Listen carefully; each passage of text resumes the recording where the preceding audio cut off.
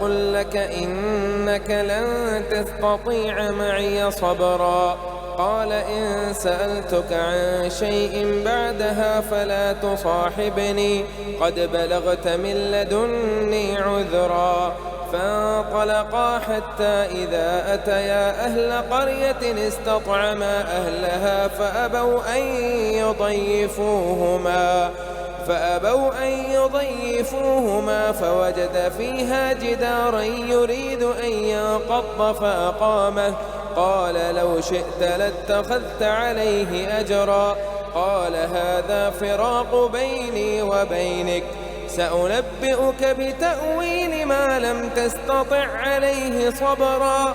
أما السفينة فكانت لمساكين يعملون في البحر فأردت أن أعيبها وكان وراءهم ملك يأخذ كل سفينة غصبا. وأما الغلام فكان أبواه مؤمنين فخشينا أن يرهقهما طغيانا وكفرا. فأردنا أن يبدلهما ربهما خيرا منه زكاة وأقرب رحما. وأما الجدار فكان لغلامين يتيمين في المدينة وكان تحته كنز لهما وكان أبوهما صالحا. فأراد ربك أن يبلغا أشدهما ويستخرجا كنزهما رحمة من ربك وما فعلته عن أمري ذلك تأويل ما لم تسطع عليه صبرا. ويسألونك عن ذي القرنين قل سأتلو عليكم منه ذكرا. إنا مكنا له في الأرض وآتيناه من كل شيء سببا فأتبع سببا حتى إذا بلغ مغرب الشمس وجدها تغرب في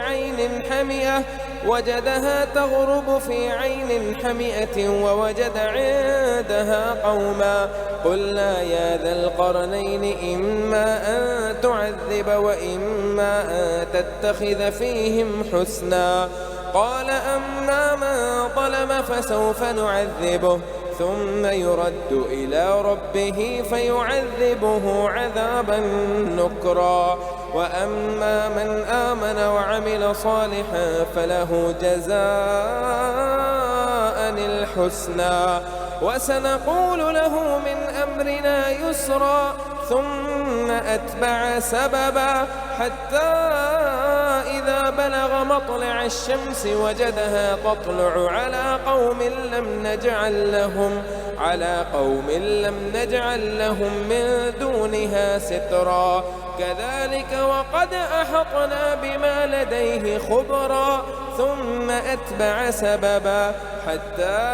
إذا بلغ بين السدين وجد من دونهما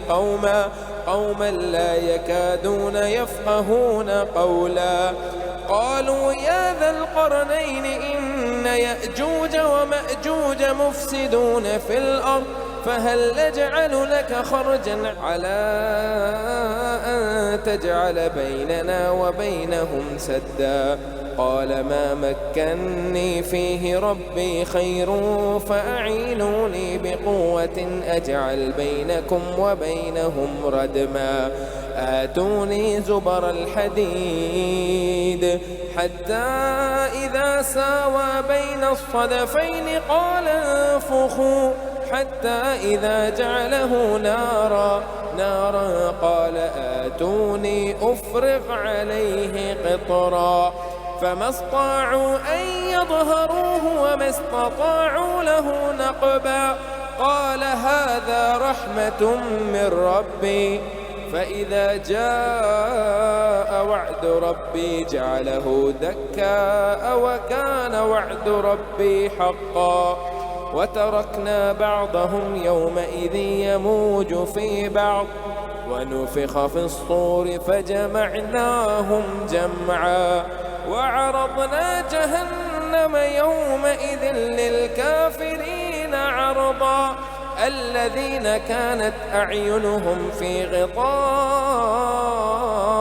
عن ذكري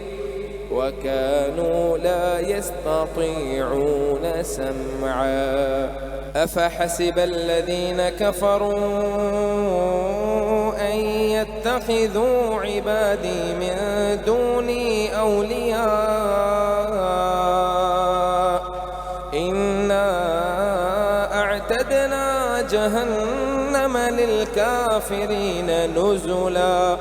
قل هل ننبئكم بالأخسرين أعمالا الذين ضل سعيهم في الحياة الدنيا وهم يحسبون أنهم يحسنون صنعا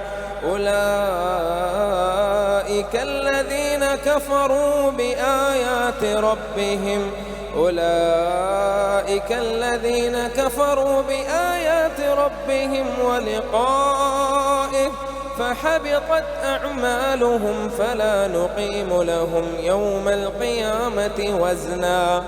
ذلك جزاؤهم جهنم بما كفروا واتخذوا آياتي ورسلي هزوا إن الذين آمنوا وعملوا الصالحات كانت لهم جنات الفردوس نزلا خالدين فيها لا يبغون عنها حولا قل لو كان البحر مدادا لكلمات ربي لنفد البحر قبل أن تنفد كلمات ربي ولو جئنا بمثله مددا قل إنما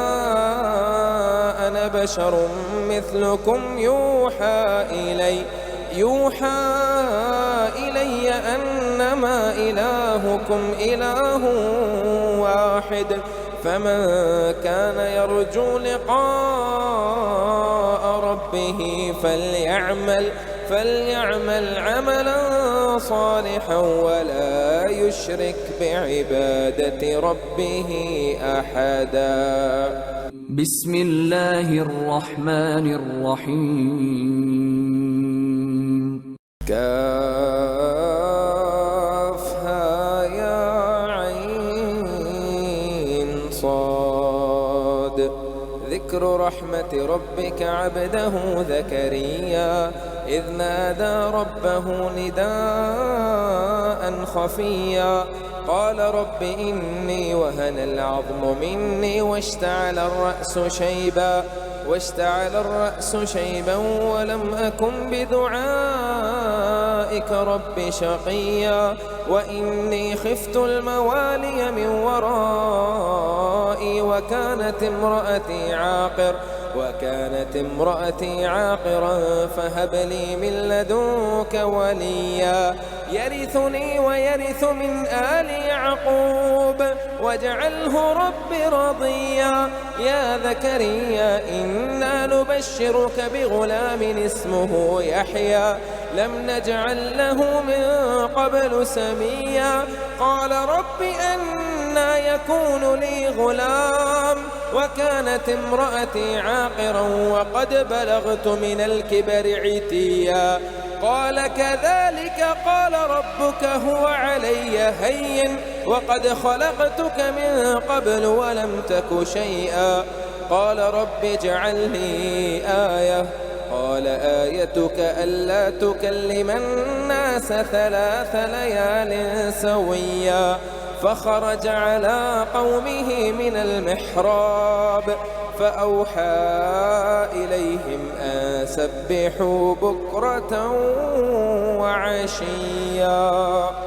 يا يحيى خذ الكتاب بقوة وآتيناه الحكم صبيا وحنانا من لدنا وزكاة وكان تقيا وبرا بوالديه ولم يكن جبارا عصيا وسلام عليه يوم ولد ويوم يموت ويوم يبعث حيا واذكر في الكتاب مريم إذ انتبذت من أهلها مكانا شرقيا فاتخذت من دونهم حجابا فأرسلنا إليها إليها روحنا فأرسلنا إليها روحنا فتمثل لها بشرا سويا قالت إني أعوذ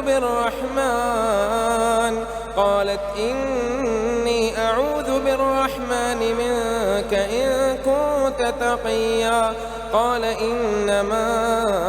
أنا رسول ربك لأهب لك غلاما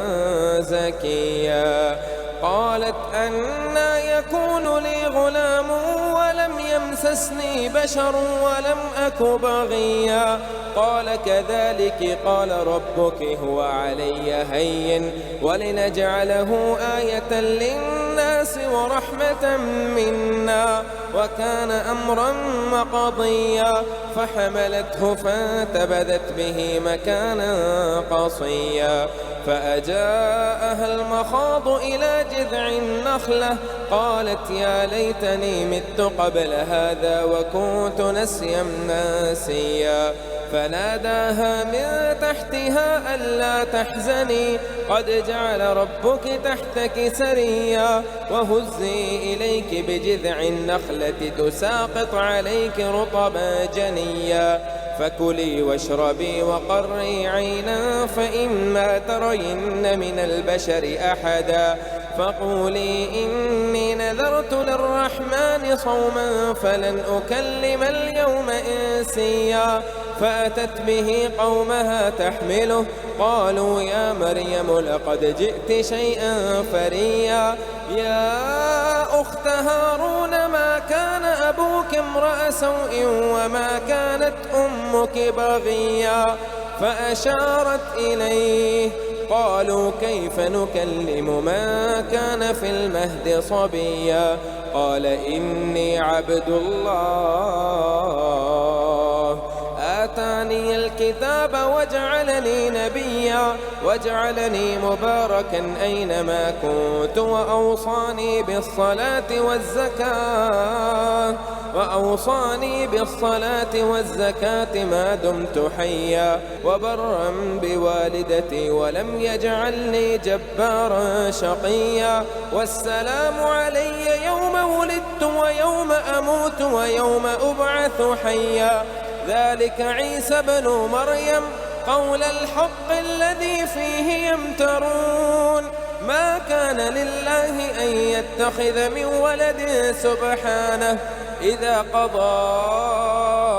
أمرا فإنما يقول له كن فيكون وإن الله ربي وربكم فاعبدوه هذا صراط مستقيم فاختلف الأحزاب من بينهم فويل للذين كفروا من مشهد يوم عظيم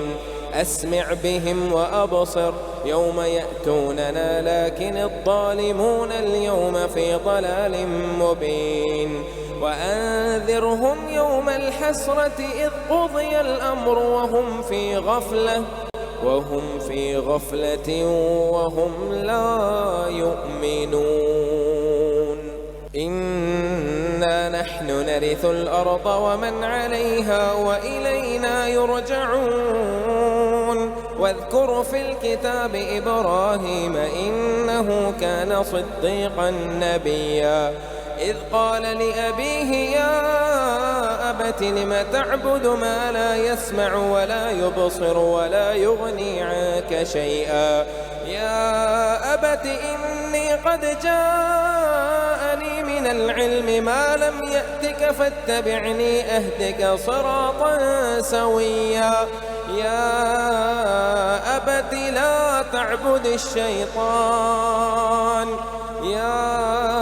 أبت لا تعبد الشيطان إن الشيطان كان للرحمن عصيا يا أبت إني أخاف أن يمسك عذاب من الرحمن فتكون للشيطان وليا قال أراغب أنت عن آلهتي يا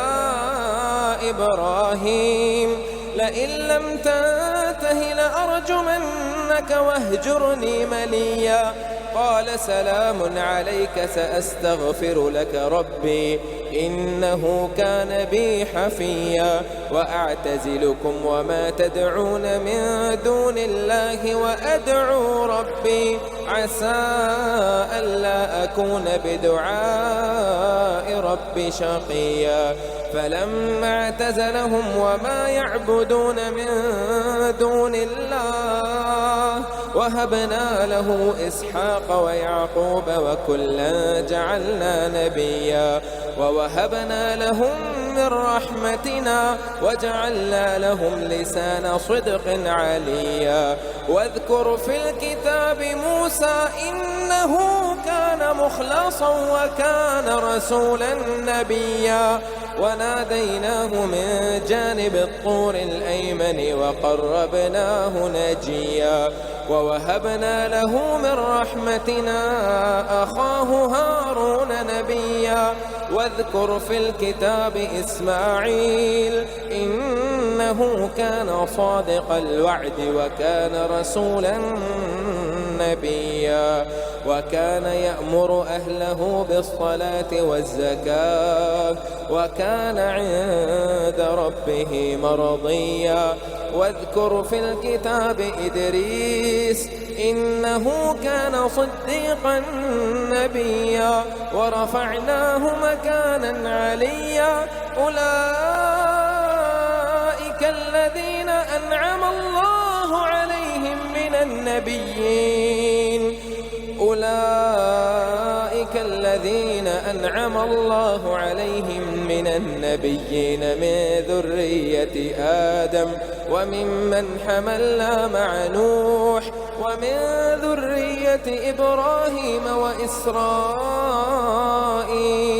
وممن هدينا واجتبينا إذا تتلى عليهم آيات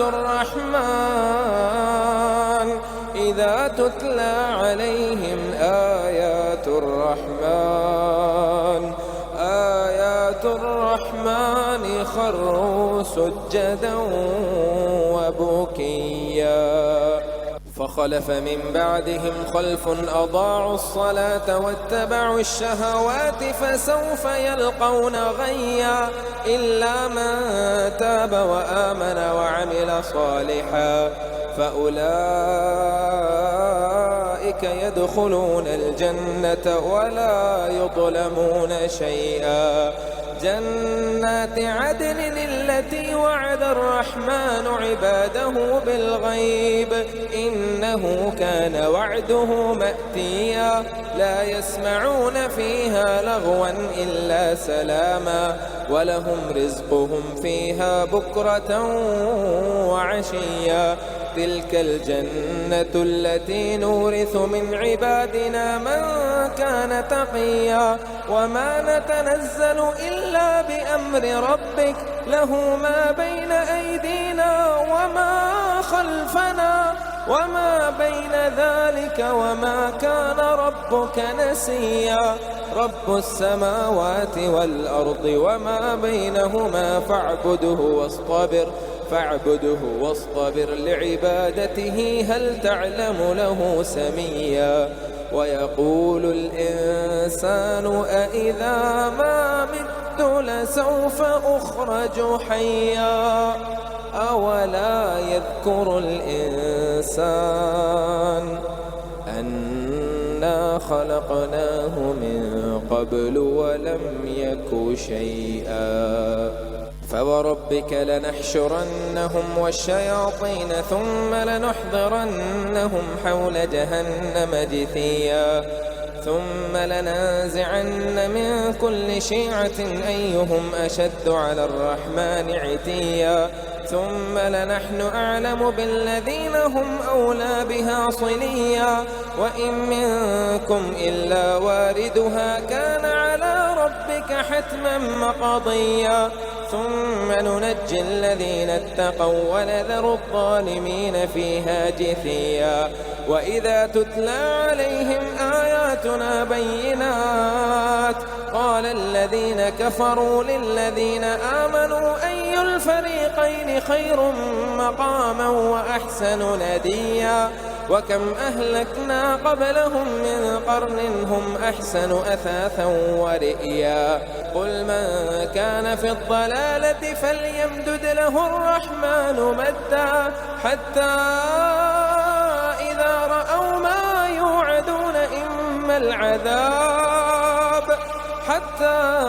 إذا رأوا ما يوعدون إما العذاب وإما الساعة فسيعلمون من هو شر مكانا وأضعف جودا ويزيد الله الذين اهتدوا هدى والباقيات الصالحات خير عند ربك ثوابا وخير مردا أفرأيت الذي كفر بآياتنا وقال لأوتين مالا وولدا أطلع الغيب أم اتخذ عند الرحمن عهدا كلا سنكتب ما يقول ونمد له من العذاب مدا ونرثه ما يقول ويأتينا فردا واتخذوا من دون الله آلهة ليكونوا لهم عزا كلا سيكفرون بعبادتهم ويكونون عليهم ضدا ألم تر أنا أرسلنا الشياطين على الكافرين تؤزهم أزا فلا تعجل عليهم إنما نعد لهم أدا يوم نحشر المتقين إلى الرحمن وفدا ونسوق المجرمين إلى جهنم وردا لا يملكون الشفاعة إلا من اتخذ عند الرحمن عهدا وقالوا اتخذ الرحمن ولدا لقد جئتم شيئا إدا تكاد السماوات يتفطرن منه وتنشق الأرض وتخر الجبال هدا أن دعوا للرحمن ولدا وما ينبغي للرحمن أن يتخذ ولدا إن كل من في السماوات والأرض إلا آتي الرحمن عبدا لقد أحصاهم وعدهم أدا وكلهم آتيه يوم القيامة فردا إن الذين آمنوا وعملوا الصالحات سيجعل لهم الرحمن ودا فإنما يسرناه بلسانك لتبشر به المتقين وتنذر به قوما لدا وكم أهلكنا قبلهم من قرن هل تحس منهم من أحد أو تسمع لهم ركزا بسم الله الرحمن الرحيم طه ما أنزلنا عليك القرآن لتشقى إلا تذكرة لمن يخشى تنزيلا ممن خلق الأرض والسماوات العلا الرحمن على العرش استوى له ما في السماوات وما في الأرض وما بينهما وما تحت الثرى وإن تجهر بالقول فإنه يعلم السر وأخفى الله لا إله إلا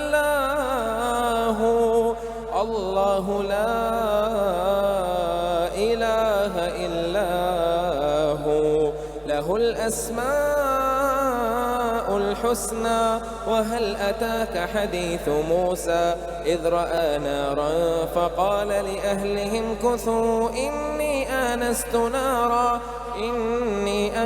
نارا لعلي آتيكم منها بقبس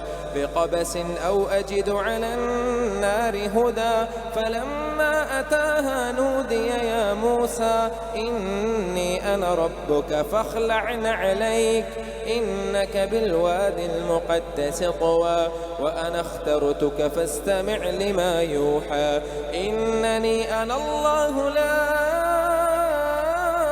إله إلا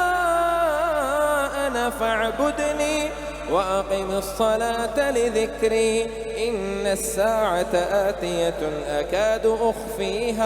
أكاد أخفيها لتجزى كل نفس بما تسعى فلا يصدنك عنها من لا يؤمن بها واتبع هواه فتردى وما تلك بيمينك يا موسى قال هي عصاي أتوكأ عليها وأهش بها على غنمي ولي فيها مآرب أخرى قال ألقها يا موسى فألقاها فإذا هي حية تسعى قال خذها ولا تخف سنعيدها سيرتها الأولى واضمم يدك إلى جناحك تخرج بيضاء من غير سوء آية أخرى لنريك من آياتنا الكبرى اذهب إلى فرعون إنه طغى قال رب اشرح لي صدري ويسر لي أمري واحلل عقدة من لساني يفقه قولي واجعل لي وزيرا من أهلي هارون أخي أشدد به أزري وأشركه في أمري كي نسبحك كثيرا ونذكرك كثيرا إنك كنت بنا بصيرا قال قد أوتيت سؤلك يا موسى ولقد مننا عليك مرة أخرى إذ أوحينا إلى أمك ما يوحى أن اقذفيه في التابوت فاقذفيه في اليم فليلقه اليم بالساحل يأخذه عدو لي وعدو له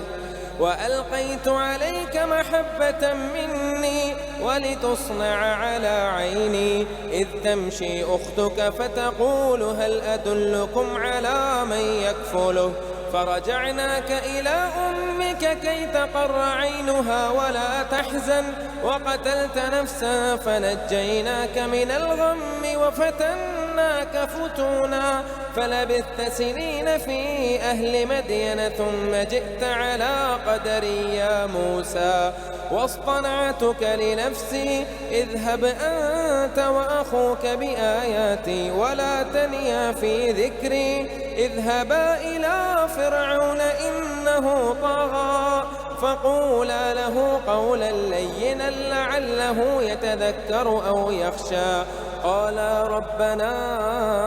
إننا نخاف أن يفرط علينا أو أن يطغى قال لا تخافا إنني معكما أسمع وأرى فأتياه فقولا إنا رسول ربك فأرسل معنا بني إسرائيل ولا تعذبهم قد جئناك بآية من ربك والسلام على من اتبع الهدى إنا قد أوحي إلينا أن العذاب على من كذب وتولى قال فمن ربكما يا موسى قال ربنا الذي أعطى كل شيء خلقه ثم هدى قال فما بال القرون الأولى قال علمها عند ربي في كتاب لا يضل ربي ولا ينسى الذي جعل لكم الأرض مهدا وسلك لكم فيها سبلا وأنزل من السماء ماء فأخرجنا به أزواجا من نبات شتى كلوا وارعوا أنعامكم إن في ذلك لآيات لأولي النهى منها خلقناكم وفيها نعيدكم ومنها نخرجكم تارة أخرى ولقد أريناه آياتنا كلها فكذب وأبى قال أجئتنا لتخرجنا من أرضنا بسحرك يا موسى فلنأتينك بسحر مثله فاجعل بيننا وبينك موعدا لا نخلفه نحن ولا أنت مكانا سوى. قال موعدكم يوم الزينة وأن يحشر الناس ضحى. فتولى فرعون فجمع كيده ثم أتى. قال لهم موسى ويلكم لا تفتروا على الله كذبا فيسحتكم بعذاب وقد خاب من افترى. فتنازعوا أمرهم بينهم وأسروا النجوى. قالوا إن هذان لساحران يريدان أن يخرجاكم من أرضكم بسحرهما ويذهبا بطريقتكم المثلى فأجمعوا كيدكم ثم أتوا صفا وقد أفلح اليوم من استعلى. قالوا يا موسى إما أن تلقي وإما أن نكون أول من ألقى. قال بل ألقوا فإذا حبالهم وعصيهم يخيل إليه من سحرهم أنها تسعى. فأوجس في نفسه خيفة موسى. قلنا لا تخف إنك أنت الأعلى وألق ما في يمينك تلقف ما صنعوا إنما صنعوا كيد ساحر ولا يفلح الساحر حيث أتى. فألقي السحرة سجدا قالوا آمنا برب هارون وموسى. قال آمنتم له قبل أن آذن لكم إنه لكبيركم الذي علمكم السحر فلأقطعن أيديكم وأرجلكم من خلاف ولأصلبنكم في جذوع النخل ولتعلمن أينا أشد عذابا وأبقى. قالوا لن نؤثرك على ما جاءنا من البينات والذي فطرنا فاقض ما أنت قاض إنما تقضي هذه الحياة الدنيا. إنا آمنا بربنا ليغفر لنا خطايانا وما أكرهتنا عليه من السحر والله خير وأبقى. إنه من يأت ربه مجرما فإن له جهنم لا يموت فيها ولا يحيا ومن يأته مؤمنا قد عمل الصالحات فأولئك لهم الدرجات العلا. جنات عدن تجري من تحتها الأنهار جنات عدن تجري من تحتها الأنهار خالدين فيها وذلك جزاء من تزكى. ولقد أوحينا إلى موسى أن أسر بعبادي فاضرب لهم طريقا في البحر يبسا لا تخاف دركا ولا تخشى. فأتبعهم فرعون بجنوده فغشيهم من اليم ما غشيهم وأضل فرعون قومه وما هدى. يا بني إسرائيل قد أنجيناكم من عدوكم وواعدناكم جانب الطور الأيمن ونزلنا عليكم المن والسلوى. كلوا من طيبات ما رزقناكم ولا تطغوا فيه فيحل عليكم غضبي ومن يحلل عليه غضبي فقد هوى وإني لغفار لمن تاب وآمن وعمل صالحا ثم اهتدى. اهتدى وما أعجلك عن قومك يا موسى قال هم أولئك على أثري وعجلت إليك رب لترضى قال فإنا قد فتنا قومك من بعدك وأضلهم السامري فرجع موسى إلى قومه غضبان أسفا قال يا قوم ألم يعدكم ربكم وعدا حسنا أفطال عليكم العهد أم أردتم أن يحل عليكم غضب من ربكم فأخلفتم موعدي قالوا ما أخلفنا موعدك بملكنا ولكننا حملنا أوزارا من زينة القوم فقذفناها فكذلك ألقى السامري فأخرج لهم عجلا جسدا له خوار فقالوا هذا إلهكم وإله موسى فنسي أفلا يرون ألا يرجع إليهم قولا ولا يملك لهم ضرا ولا نفعا ولقد قال لهم هارون من قبل يا قوم إنما فتنتم به وإن ربكم الرحمن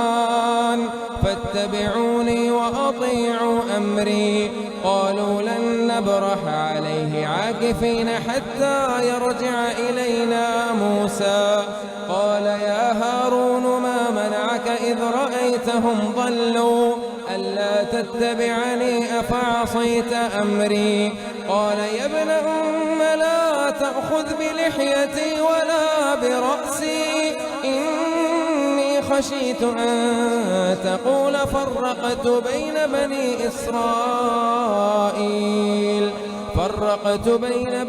إسرائيل ولم ترقب قولي قال فما خطبك يا سامري قال بصرت بما لم يبصروا به فقبضت قبضة من أثر الرسول فنبذتها وكذلك سولت لي نفسي قال فاذهب فإن لك في الحياة أن تقول لا مساس وإن لك موعدا لن تخلفه وانظر إلى إلهك الذي ظلت عليه عاكفا لنحرقنه ثم لناسفنه في اليم نسفا إنما إلهكم الله الذي لا إله إلا هو وسع كل شيء علما كذلك نقص عليك من أنباء ما قد سبق وقد آتيناك من لدنا ذكرا من أعرض عنه فإنه يحمل يوم القيامة وزرا خالدين فيه وساء لهم يوم القيامة حملا يوم ينفخ في الصور ونحشر المجرمين يومئذ زرقا يتخافتون بينهم إن لبثتم إلا عشرا نحن أعلم بما يقولون إذ يقول أمثلهم طريقة إن لبثتم إلا يوما ويسألونك عن الجبال فقل ينسفها ربي نسفا فيذرها قاعا صفصفا لا ترى فيها عوجا ولا أمتا يومئذ يتبعون الداعي لا عوج له وخشعت الأصوات للرحمن فلا تسمع إلا همسا يومئذ لا تنفع الشفاعة إلا من أذن له الرحمن ورضي له قولا يعلم ما بين أيديهم وما وما خلفهم ولا يحيطون به علما. ومن يعمل من الصالحات يومئذ لا تنفع الشفاعة إلا من أذن له الرحمن ورضي له قولا. يعلم ما بين أيديهم وما خلفهم ولا يحيطون به علما. وعنت الوجوه للحي القيوم وقد خاب من حمل ظلما. ومن يعمل من الصالحات وهو مؤمن فلا يخاف ظلما ولا هضما. وكذلك أنزلناه قرآنا عربيا وصرفنا فيه من الوعيد لعلهم يتقون أو يحدث لهم ذكرا. فتعالى الله الملك الحق ولا تعجل بالقرآن من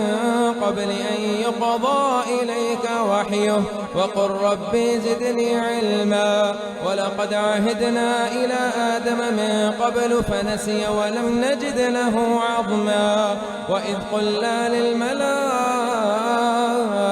اسجدوا لآدم فسجدوا إلا إبليس أبى. فقلنا يا آدم إن هذا عدو لك ولزوجك فلا يخرجنكما من الجنة فتشقى. إن لك ألا تجوع فيها ولا تعرى وأنك لا تظمأ فيها ولا تضحى. فوسوس إليه الشيطان قال يا آدم هل أدلك على شجرة الخلد وملك لا يبلى. فأكلا منها فبدت لهما سوآتهما وطفقا يخصفان عليهما من ورق الجنة. وعسى آدم ربه فغوى ثم اجتباه ربه فتاب عليه وهدى. قال اهبطا منها جميعا بعضكم لبعض عدو فإما يأتينكم مني هدى فمن اتبع هداي فلا يضل ولا يشقى. ومن أعرض عن ذكري فإن له معيشة ضنكا ونحشره يوم القيامة أعمى. قال رب لم حشرتني أعمى وقد كنت بصيرا. قال كذلك أتتك آياتنا فنسيتها. قال كذلك أتتك آياتنا فنسيتها وكذلك اليوم تنسى. وكذلك نجزي من أسرف ولم يؤمن بآيات ربه ولعذاب الآخرة أشد وأبقى. أفلم يهد لهم كم أهلكنا قبلهم من القرون يمشون في مساكنهم إن في ذلك لآيات لأولي النهى. ولولا كلمة سبقت من ربك لكان لزاما وأجل مسمى.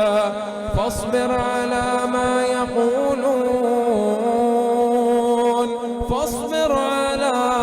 يقولون وسبح بحمد ربك قبل طلوع الشمس وقبل غروبها ومن آناء الليل فسبح وأطراف النهار ومن آناء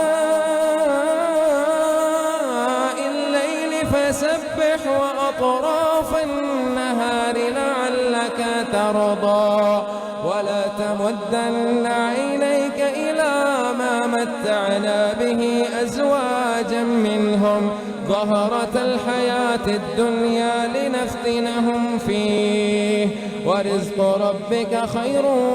وأبقى وأمر أهلك بالصلاة واصطبر عليها لا نسألك رزقا نحن نرزقك والعاقبة للتقوى وقالوا لولا يأتينا بآية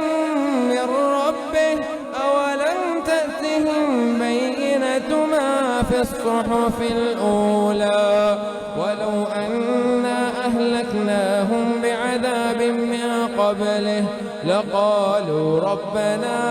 لولا أرسلت إلينا رسولا فنتبع آياتك من قبل أن نذل ونخزى قل كل متربص فتربصوا فستعلمون من أصحاب الصراط السوي ومن اهتدى.